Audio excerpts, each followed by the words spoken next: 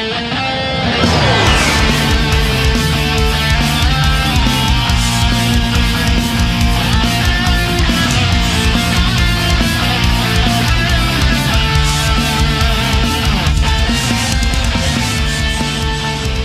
buenas amigos, bienvenidos a Occidental Image y hoy, como veis en el título, a petición de uno de los patronos del canal, vamos a comentar esta cinta norteamericana del año 1989 llamada Farewell to the King, es decir, Adiós al Rey.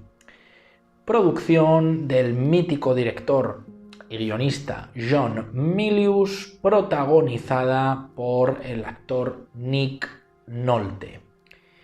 Y bueno, esta película sinceramente es una obra interesante de analizar. Es decir, no lo digo a nivel de lo que es la película en sí, como producto en sí para disfrutar, sino por todo lo que tiene detrás, porque es una cinta que con el paso de los años uno se da cuenta que cierta parte de su fama pues es correcta, es merecida, pero hay otra parte de ella, de su mala fama, que está lejos de ser real. Y es uno de esos ejemplos que llama bastante la atención porque esta película fue un verdadero fracaso de taquilla, o sea, un fracaso monumental. Tanto es así que la película es del 89 y no llegó al mercado doméstico hasta el año 2006, que fue cuando la Metro-Goldwyn-Mayer quiso sacarla al mercado del DVD. Y es uno de esos casos pues, de cierta injusticia con un producto que desde luego no merecía la mala reputación que tuvo, básicamente, ¿vale?, por el director que tenía detrás, John Milius, que, como ya sabréis, los que sepáis un poco del trasfondo de todos estos eventos del cine, pues es un director que está absolutamente cruzado en Hollywood, ¿vale? Del que han estado ampliamente en contra, a pesar de que sí es recordado por algunas de sus películas, especialmente por Conan el Bárbaro. Es un director que lo ha tenido muy difícil, ¿no?, a lo largo de su carrera, ya que se le ha acusado repetidamente de hacer alegatos protofascistas en sus films. Y bueno, sí, creo que en los 2000, a finales de la década de los 2000, estuvo creando, ¿no?, supervisando esta obra de Roma, esta serie de televisión, que la tenéis aquí reseñada en el canal, pero a partir de ahí el hombre se rindió. Es decir, no es que dejara de hacer cine porque falleciera, porque aparentemente parece que se rindió, ¿no?, al menos en la labor directiva, y no hemos vuelto a tener obras de él ya en esta década pasada ni en la década presente, y teóricamente no hay nada a la vista, ¿no? Y es una verdadera pena porque para mí siempre ha sido un director de mucho talento, aunque tengo que decir que no soy especialmente predilecto de sus obras, ¿vale?, y que ha tenido algún que otro patinazo gordo en su carrera, ¿no? O sea, yo creo que la película que más daño le ha hecho fue aquella de Amanecer Rojo, pero bueno, si es cuestión de hablar de esa película, ya hablaremos de esa película en el review, ¿vale? El caso de Farewell to the King, ¿vale?, bueno, es una de esas obras que parece interesante de comentar, sobre todo por la labor de producción, ¿no?, la preproducción, cómo se gestó y todo. Un poco como el caso de Waterworld, ¿vale? No exactamente igual, porque el caso de Waterworld fue una mega producción, o sea, una de esas películas AAA, que las productoras le meten todo el dinero, que presumiblemente lo tenía todo asegurado para ser un exitazo, y luego se pegó un bofetón en taquilla, se dio de narices contra el suelo de forma espantosa, ¿no? No, aquí no sería el mismo caso, porque no creo que hubiera la misma fe detrás de esta película ni de coña, y el dinero invertido pues fue muchísimo menos. Pero es verdad que uno ve la película, y aunque es cierto que no es una obra que dices, Dios mío, maravillosa, obra maestra, tal y cual, para algunos lo será, estoy seguro, ¿no?, porque a ver, es buena. Pero bueno, sí que eres capaz de reconocer y decir, bueno, pues la película tiene sus virtudes, tiene momentos muy emotivos, tiene muchos momentos divertidos, tiene momentos épicos, tiene momentos que te hacen reflexionar.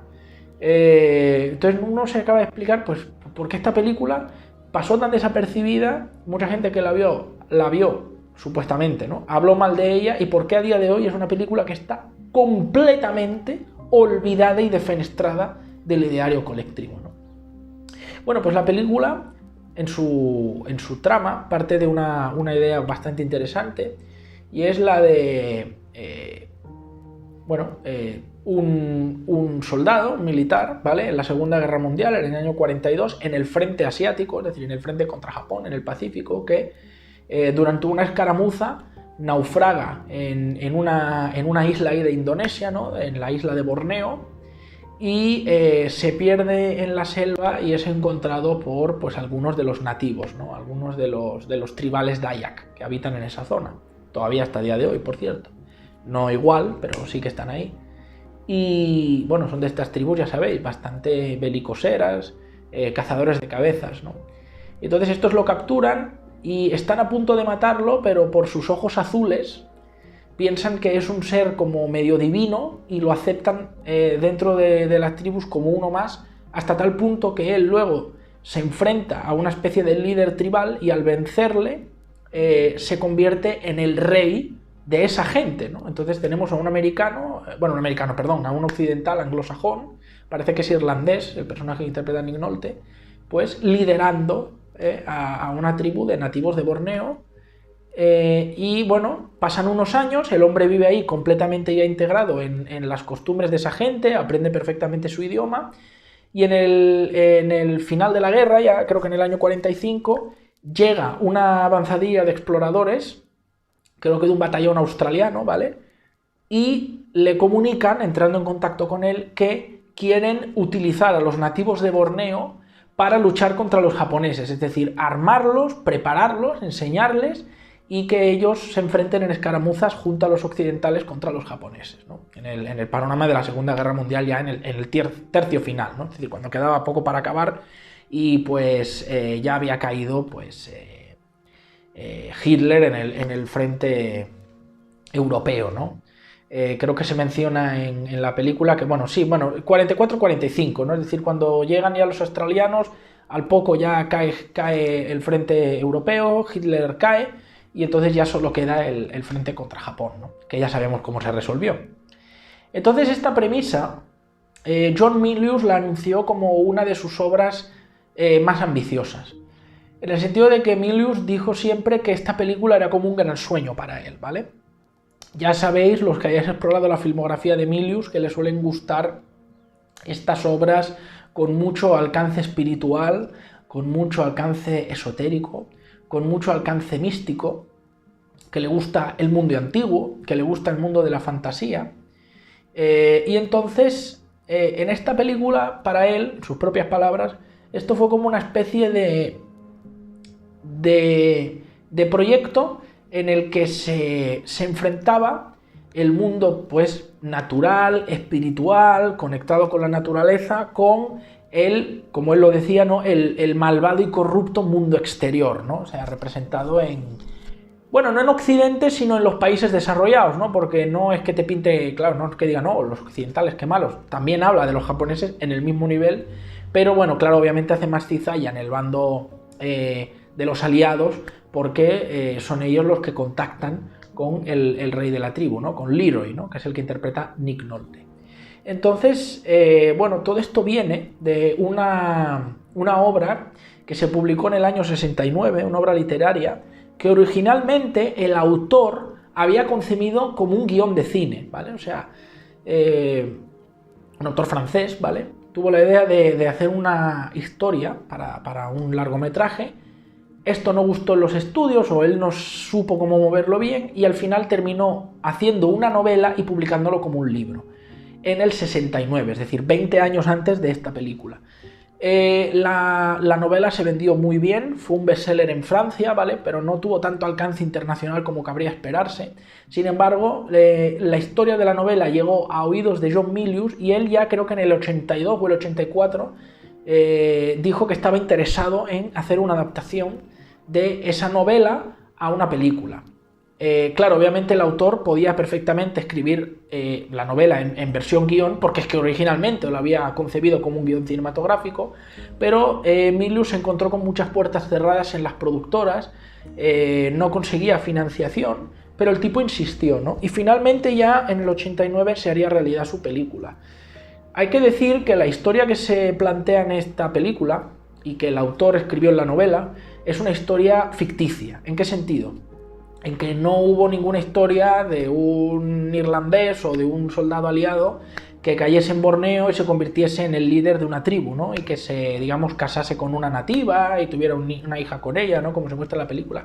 O sea, esa parte es inventada, pero es cierto que el autor literario del libreto original se inspiró en hechos reales que tuvieron lugar en la Segunda Guerra Mundial, porque hubo una operación en el frente ahí en Indonesia en el que varios batallones de tropas de Australia fueron enviadas a varias de las islas, especialmente, pues, como se muestra en el caso de la película, Borneo, a contactar con nativos, con gente de las tribus de ahí, para eso mismo, armarlos y prepararlos para enfrentar en escaramuzas a los japoneses.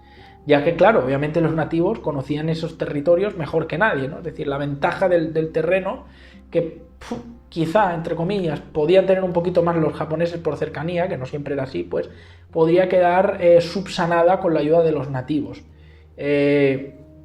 Un poco lo mismo que luego posteriormente se vio en Vietnam, ¿no? Es decir, que sí es verdad que el Vietcong tuvo muchísima ventaja por conocer perfectamente el país, túneles, trampas, la selva, pero es verdad que en el bando norteamericano hubo muchísimos traductores, guías, espías vietnamitas, ¿no? Que ayudaron en el terreno, aunque al final pues, no pudieron hacer el peso suficiente, y a pesar de la superioridad armamentística, relativamente hablando, de los norteamericanos, perdieron esa guerra, estrepitosamente, fue un fracaso. Bueno, eso sumado el caso Watergate, ¿no? O sea, pero bueno, en este especie de preámbulo de la Segunda Guerra Mundial, esto ocurrió de verdad. De hecho, podéis buscar imágenes, hay imágenes de ciertos integrantes tribales al lado de soldados aliados, ¿no? De australianos, posando en fotografías, y bueno, más o menos se dio lugar un poco a lo que vemos en la película. Pero ya digo, el autor de la novela mete al personaje que aquí interpreta Nick Nolte, al personaje de Leroy, para, darle un toque un poco más conciliador a los momentos de contacto, ¿no? Ya que, claro, el personaje no solo pues da ese toque del hombre civilizado que vuelve a las raíces de la raza humana, que se desprende de lo material, que vuelve a estar más en contacto con lo elemental de la naturaleza, que convive pacíficamente con una sociedad aparentemente primitiva, pero que es, entre comillas, ya me entendéis, mucho más civilizada que toda la corrupción del mundo desarrollado, ¿no? Y bueno, no solo eso, sino que además pues sirve muy bien de puente para la traducción, ¿no? Para con los australianos, porque claro, así él puede comunicarse con los nativos, y bueno, también algunos de los nativos sabrán el idioma o conocerán términos del idioma para entender a los australianos, ¿no? A los occidentales, o bueno, a los aliados, ¿no? Entonces, cuando John Milius consigue financiación, pues consiguió unos 20 millones de dólares para la película, aproximadamente, ¿vale? El hecho de que estuviera Nick Nolte en la película ya costó unos 2 millones y pico de dólares, es decir, Nick Nolte lo que cobró fue eso, unos 2 millones y pico de dólares, entendiendo que no se pactó pagarle pues con los beneficios de la película, es decir, que él no recibiera una parte porcentual de las ganancias. Creo que ya desde el estudio y el propio Nolte, supongo que asesorado por su manager o por su propia intuición, ya vio que la película pues era mejor no pactar demasiado salario, que no estaba mal, o sea, 2 millones de aquella época, además, para un actor de la talla de Nick Nolte, que tampoco es que... Sí, es un actor famoso, conocido, que ha hecho un cojón de películas Nick Nolte, pero vamos, quiero decir que no era Robert Redford, ¿vale? O sea, no creo que tampoco lo pudiésemos poner a ese nivel, pero bueno. Pactar encerrado para evitar sorpresas luego. Sabia decisión, porque efectivamente, como ya he dicho antes, la película fue un fracaso en taquilla monumental. Llegó a recaudar 2.700.000, una cosa así. No llegó a los 3 millones de recaudación mundial esta película. Fue un verdadero batacazo descomunal. Y eso que pudieron optar a un mejor estudio de montaje y edición en la película, porque aunque originalmente la película se iba a tratar en postproducción en Inglaterra, en Londres, debido a que en aquel momento pues la bajada del dólar, ¿no? Con la inflación, pues esto propició que en el estudio decidieran que era mejor hacer el montaje en Los Ángeles. Les salió más barato, o sea, entre comillas, recortaron gastos por un mejor resultado, y ni con eso, ¿vale? O sea, la película recogió poquísimo dinero y fue un hostiazo que te cagas. La mayoría de críticos No la suspendieron tampoco, porque fijaos, incluso con la tirria que había contra John Milius y el odio que le tienen en Hollywood, aún así tuvieron que admitir que la película era buena, pero la media de críticas eran moderadas. Está bien, pero es muy mejorable, es muy lenta, y las notas eran pues un 5, un 6 sobre 10, la mayoría, ¿no? Que ojo, es la nota que le pondría yo, pues sí, pero vamos, yo creo que le pondría un poquito más, yo le pondría a esta película hasta un 7, o sea, no solo por las buenas intenciones, y obviamente sí, tiene cosas mejorables, sobre todo en el ritmo, en la duración, porque dura casi 2 horas y se pueden ir 20-25 minutos de metraje fuera de la película, lo cual ayudaría al dinamismo y la haría pues muchísimo más digerible, ¿no? Pero, pues ya digo, es una película que le puedo cascar un 7 aún viéndole los defectos, y es una verdadera pena que solo porque John Milius la estaba dirigiendo no recibió la atención que merecía. Una verdadera lástima. Yo, pues desde aquí, desde mi pequeño canal, aunque esto no lo vea casi nadie, porque también entiendo que, al margen de la gente que me siga, obviamente esta película pues no despertará mucho interés, ¿no? Ver su nombre en el título de un vídeo. Pues yo espero que las poquitas personas que veáis este vídeo y que no la conocierais o que tuvierais un mal recuerdo de ellas, le dierais una oportunidad, ¿vale? Porque hay cosas muy bonitas que rescatar de ella. Por ejemplo, la película se grabó en Borneo, ¿vale? Se grabó en la misma isla donde ocurre todo. La idea original era grabarla en Filipinas, que está mucho más cerca de Estados Unidos, que tiene un entorno natural similar, al menos puedes emularlo en una película, y lo que hubiera abaratado muchísimo los costes de producción. Pero aún así, Milius insistió, y el propio Nick Nolte, en hacerlo en el mismo entorno, en Borneo, aumentando los costes. Claro, imaginaos, desplazar todo el equipo para ahí, luego en un entorno donde es difícil grabar por la propia orografía, por la vegetación, ¿vale? Aunque haya zonas que estén, entre comillas, pues urbanizadas, ¿no? Civilizadas, pavimentadas, etcétera, pues esto sube los costes, pero vaya, que literalmente se tiraron a la selva de Borneo en villas y lugares reales, con nativos reales, ¿vale? Los extras que salen en la película, los nativos son de esa isla, ¿vale? O sea, no es como hay películas que yo qué sé, que te hacen una peli en el Amazonas, ¿no? Y en vez de coger, pues yo qué sé, bolivianos o peruanos, pues te cogen a un tío de México para hacer de nativo. Dices, a ver, sí, puede dar el pego, pero no es lo suyo. O sea, joder, ¿qué te cuesta hacer un puto casting con gente que sea de ahí, ¿no? No te digo que cojas a un nativo del cuello de esos que todavía hay por ahí y le digas, venga, ven aquí. Pero coño, pues haces un casting, busca gente que tenga gran porcentaje de sangre indígena, de sangre nativa, ¿no? Que no tenga mucha sangre española o ninguna, bueno, española o de otros lados, ¿no? Y coño, mételos ahí. Y si encima son gente que tiene relación cultural con eso y sabe de, pues por ejemplo, como cuando se hizo la de Infierno Verde, ¿no? O sea, ese rollo. Aunque no es un ejemplo bonito, ya me entendéis. Entonces en esta película me gusta que hicieron las cosas muy bien. El propio Nick Nolte, además, que es un gran actor, muy comprometido con su labor, el tío, toda la película descamisado ahí, que se ve que fue un infierno esta película, el tema de los mosquitos, los insectos, era un jodido drama. Pero el tío se tiró ahí a la selva, medio desnudo ahí, el pelo largo, las greñas esas que tenía, y la verdad es que bordó su papel y cómo se integró, cómo él luego aprendió las palabras de estos dialectos tribales tan rudimentarios, ¿no? Pero tan propios de esa zona, ¿no? De esos escollos del mundo que han quedado, entendedme, sin civilizar del todo, ¿no? Y que tienen muchísimo del atractivo originario en sus tierras.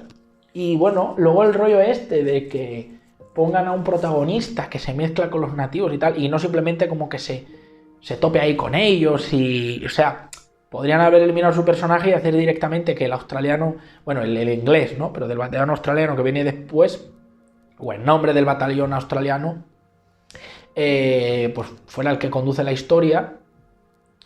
Y la verdad es que yo creo que la película gana bastante así. Claro, por una parte, la verdad que me hace un poco de gracia, porque bueno, es algo que ya se ha visto en otras películas, ¿vale? Serias y no serias. Y Nick Nolte, ya digo, es un actor que ha participado en un cojón de películas. O sea, desde que prácticamente empieza su carrera este hombre, cada año hacía por lo menos una película. Y había años, como este año, en el año 89, salió en 3 películas, ¿vale? No que se rodaron todas al mismo tiempo, pero que ese año 3 películas donde salía él, ¿vale? Creo que solo esta como protagonista, en las otras no tenía un rol protagónico, pero joder, o sea, un verdadero actor terremoto, ¿eh? Y este rodaje no es un paseo por el parque, o sea, no es una película promedio que se graba en un estudio, que se graba ahí mismo en Estados Unidos, o que como mucho te tienes que ir a Canadá o a México, que está relativamente cerca, no, o sea, grabado en a tomar por culo a la derecha, ¿no? O sea, en la isla de Borneo, en Indonesia, ¿no? Pues, bueno, esta película, teniendo en cuenta cómo reúne el capital y todo, lo hicieron muy bien y Nick Nolte va para el papel. Entonces esta idea del hombre, digamos, civilizado, que se mezcla con gente de tribus primitivas, ¿no? De tribus que están pues en la edad de piedra y así, de esto ha habido ejemplos en la vida real, que claro, los anglosajones o los anglogermanos, por lo menos, claro, lo tienen chungo para encontrar ejemplos suyos en su historia. Por algo es tan mítico y conocido el relato de John Smith y Pocahontas, pero hubo ejemplos muy similares en los que estoy casi seguro que el autor se inspiró para esta idea, y es, por ejemplo, Jerónimo de Aguilar y Gonzalo Guerrero, ¿vale? Jerónimo de Aguilar y Gonzalo Guerrero, ¿vale? Esto es un ejemplo hispano, ¿vale? Del que sin duda pues hay que sentirse orgulloso. Jerónimo de Aguilar y Gonzalo Guerrero fueron dos españoles, ¿vale?, que naufragaron en las costas de México, en la península de Yucatán, ¿no? Lo que hoy serían los estados de Quintana Roo, Yucatán. Y bueno, los dos llegaron ahí, ¿vale? Jerónimo de Aguilar era un clérigo, Gonzalo Guerrero otro de los hombres al mando ahí en las Indias, y fueron de los primeros en entrar en contacto con las tribus mayas que deambulaban por la zona. Entonces, claro, afortunadamente cayeron en zona de los mayas. Si hubieran caído en manos de los mexicas, pues no sé si hubieran tenido tanta suerte, o de otras regiones donde había pueblos más belicoseros. Pero bueno, a priori los mayas, aunque al principio los tomaron como prisioneros, pues poco a poco les fueron dando confianza y los dejaron que se integraran ahí con ellos, ¿no?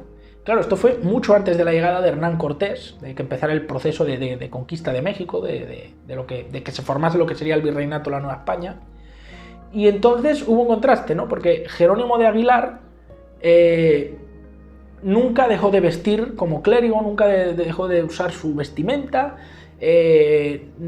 aprendió el idioma, pero él preferentemente seguía usando el suyo con su compañero, y nunca quiso mezclarse con los mayas.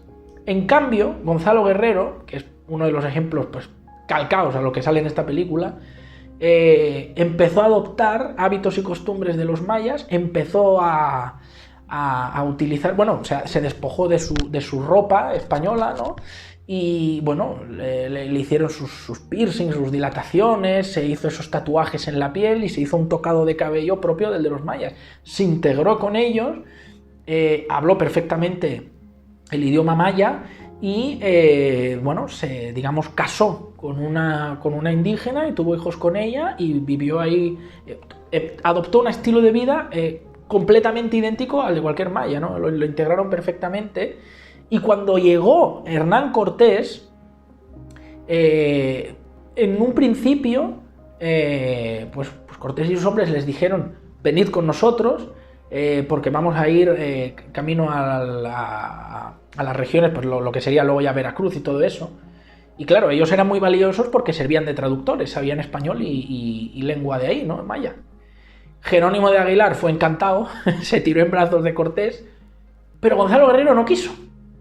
Él dijo que ya su modo de vida, su gente, ya eran los mayas, y literal hay fuentes históricas que así lo avalan, en escritos, en las que él mismo le dijo si no a Cortés, a alguno de sus hombres, ¿cómo voy a dejar a mi mujer y a mis hijos, claro, sus hijos mestizos que había tenido? Mírelos tan bonicos ellos, ¿no? Llegó a decir, no puedo dejarlos, ¿no? Entonces él decidió no ir con ellos, lo dejaron en paz, y posteriormente, cuando llegó Pedro de Alvarado para conquistar esa región de México, Gonzalo Guerrero luchó junto a los mayas contra los españoles, es decir, entre comillas podríamos decir que su imagen fue pues la de un traidor, y murió peleando contra las tropas de Pedro Alvarado, ¿no? Hoy en día su figura está reivindicada relativamente en su región, aunque creo que no es tan conocida como debería, ¿no? Porque me parece un caso bastante peculiar. Vamos, para mí hubiera sido un traidor si hubiera abandonado a la que ya fue su gente, ¿no? A los mayas y se hubiera unido a los españoles. O bueno, no un traidor, pero vamos, hubiera sido tremendamente ruin, ¿no? Teniendo una hija y teniendo hijos mestizos, ¿no? Y teniendo a su dama, ¿no? A su señora. Entonces, estoy segurísimo que el caso de aquí, de esta película, está calcado de este tipo de ejemplos. Pero claro, ya digo, los anglosajones como tienen ciertos problemitas, ¿no? Cuando llegan a otras regiones y hay gente de otro color de piel y tal, racistas, pues claro, pues pasa lo que pasa, ¿no? Y hay que decir que John Milius en esta película me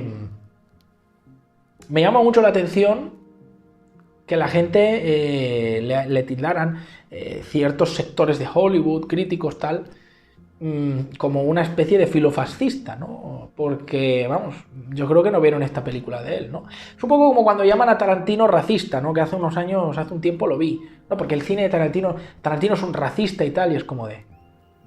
Pero esto no os estoy hablando en el año 2001 o así, os estoy hablando 2018-2019, leí un artículo con estas burradas, y es como de... Quentin Tarantino racista, el de Jackie Brown, el de Django desencadenado, el de Los odiosos 8, ese Quentin Tarantino racista, sí, los ofendiditos, sí, ¿no lo ves? Es como de, ok, que te vaya bien por ahí, ¿no? En el mundo de Yuppie en el que vives. Pues esto es lo mismo, ¿no?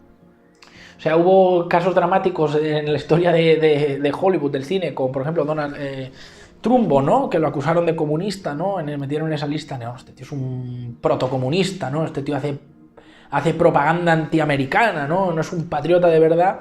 Y luego te salían con estas gilipolleces de que John Milius era fascista, o sea...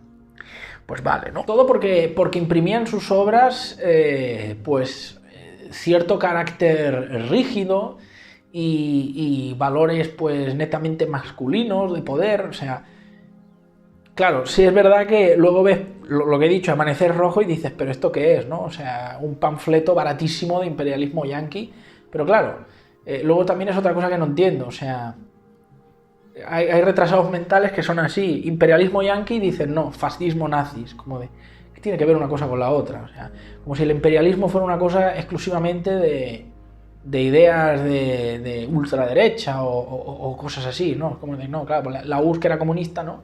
De izquierda históricamente, no era imperialista ni nada, ¿no? Nada, eran gente súper tranquila y que para nada tenía el interés en meter el pie en otros lugares y influenciarles, ¿no? O controlarlos, ¿no? Para nada, o sea, ¿qué tonterías estamos diciendo, ¿no? Y en esta película, ya digo, me llama la atención que tú veas esta película y puedas decir eso de John Milius cuando fue uno de sus productos más personales, una de las obras donde el tipo más interés puso, porque para él era algo importante en su carrera como cineasta y en su vida como ser humano. O sea, así lo dejó marcado, a pesar del hostiazo comercial, él siempre dijo, creo que he hecho una gran película y que no se está valorando justamente. Sin palabras grandilocuentes, sin estas mierdas de hoy en día de que no, si no te gusta, que eres un imbécil, es que no sabes de cine, es que eres un idiota, es que no eres un cinéfilo de verdad, o es que tienes tal ideología, o es que eres, ponga el ista que quiera, racista, homófobo, o sea, el bla bla bla bla, o sea, los idiotas siempre encuentran excusas, ¿no? Para justificar su pequeño ego y su complejo de pito pequeño, ¿no? Entonces, no, John Milius todo lo contrario, yo creo que de forma muy humilde simplemente dijo, mira, puedo reconocer que la película no gusta a todo el mundo, ¿vale? Porque para gustos colores, pero yo creo que he hecho un gran film y que no se la está valorando justamente. Y ya digo, me llama la atención porque esta película tiene un mensaje muy anti mundo occidental, muy anti... Bueno, dicen los australianos, tal, los aliados, pero sí, una parte también, pues, Estados Unidos, ¿no? Muy anti-yankee. Y de hecho, joder, Leroy, el propio protagonista, tal como lo describe en el principio, él se declara como una especie de... bueno, pues sí, algo como una especie como de filocomunista, ¿no? Que convenios laborales y que yo era un agitador en la fábrica donde yo trabajaba, siempre estaba jodiendo ahí el empresario y tal, era un tipo problemático, y en realidad él ahí, cuando se instala con los nativos, con esos Dayak, él imprime un poco una forma de organizarse a ese estilo, ¿no? O sea, un liderazgo vertical y en el que él se siente cómodo y en el que él dirige de forma ordenada como todos tienen que pensar y comportarse más o menos. Teniendo en cuenta que sí, obviamente hay diálogo y debate, pero el tipo luego también dice, sí, bueno, impongo aquí algunas directrices de mi modo de pensar, pero respeto las costumbres de esta gente, ¿no? Y bueno, los enfrentamientos que tiene constantemente con los aliados por decir, no molestéis a mi gente, defiendo las ideas de la libertad, quiero, o sea, y libertad, libertad, libertad, libertad, es una de las palabras que más se repite en la película, especialmente de la boca de Nick Nolte, o sea, qué fascismo ni que cuatro leches, o sea, que son cosas que no entiendo a veces, o sea, bueno, hay gente que, tal pedorro intelectual pseudoentendido ha dicho que este tío es tal, vale, pues yo digo lo mismo, ni contrasto la opinión, ni saco mis propias conclusiones, ni investigo por mi propia cuenta para sacar yo, pues, cribar de mi criterio personal, no. Tal mendrugo supuestamente entendido lo ha dicho, esa palabra va a misa, ¿no? Es como de genial, así se fomenta el debate y el libre pensar, ¿no?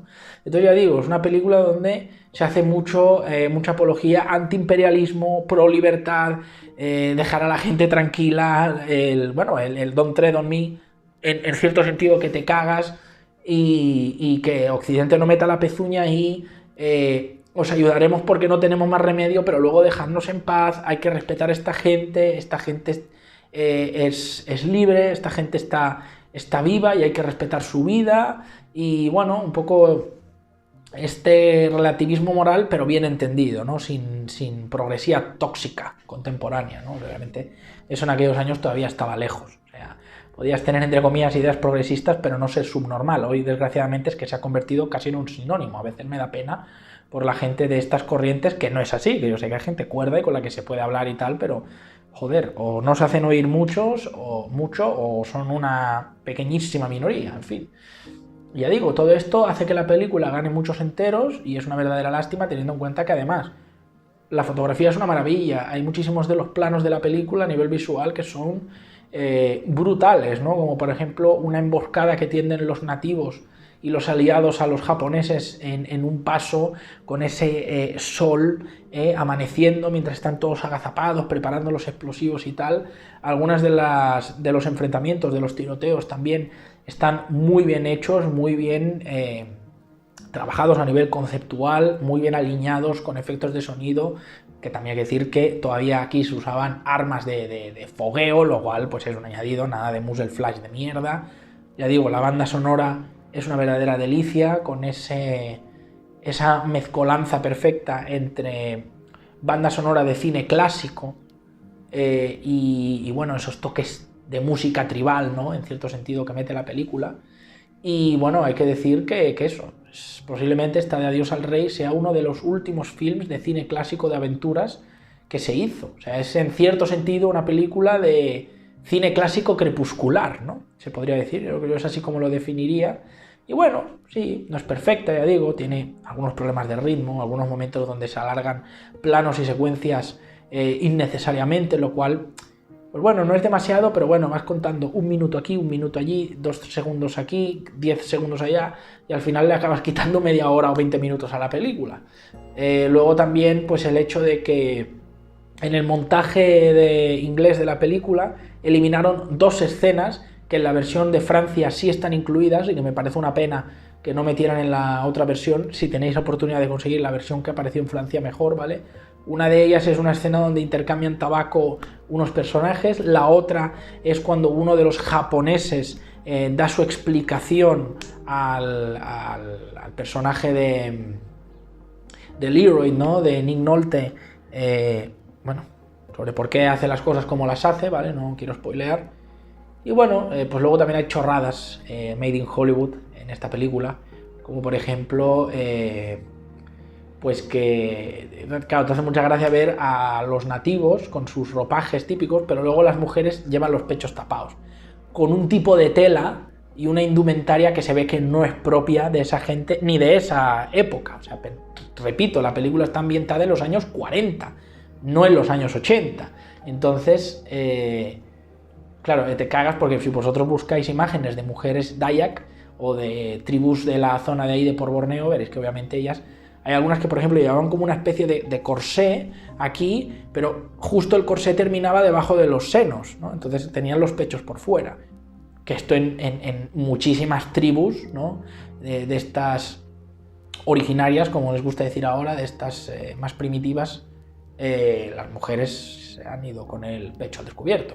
No todas, pero ya digo, en este caso específico también, y claro, es de estas cosas que te hace gracia, ¿no? En la película tienes escenas además luego de violencia y acción que te cagas, pero tetitas no, que si en América hay tetitas lloramos todos y no vaya a ser que un chaval de 14 o 15 años vea un par de tetas y yo qué sé, se maree, ¿no? Porque todo de Hollywood siempre es así, acción la que tú quieras, puedes ver un tío ahí con una Gatling ametrallando a 50 hombres y los hombres ahí agonizando, ¡oh!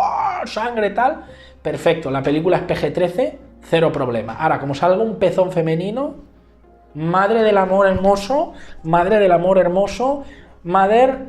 of the lovely love, o sea, of the beautiful love, o sea, bueno, estas chorradas, ¿no? Que tú dirás, bueno, pero esto es un pretexto para ver tetas. Hombre, no, simplemente que se hace raro, porque estás viendo que los taparrabos y las espaldas y todo esto sí son propias, pero la parte que les ponen aquí lo intentan hacer medio exótico, ¿no? Con un cruzado negro, que queda muy bonito, todo hay que decirlo, pero dices, hombre, no.